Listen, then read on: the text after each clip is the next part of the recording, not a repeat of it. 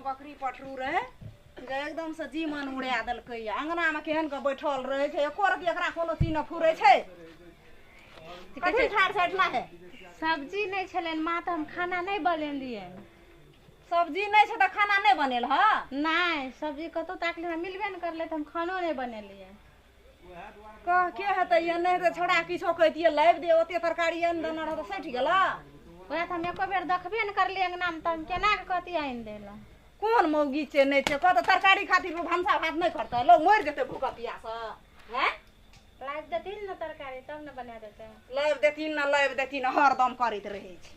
गौ मैया सब, गौ बाबू सब, गौ घर में कोनो चीज नहीं रह देते। गौ कलर बना देते हमरा से बेटा के। ई गौ केना के हमें घर में राखबे एकरा। गौ देखी जहिना तरकारी छोड़ा लाइब दै छै, झोड़ा के झोड़ा तरकारी लाइब दै छै से हैया देखी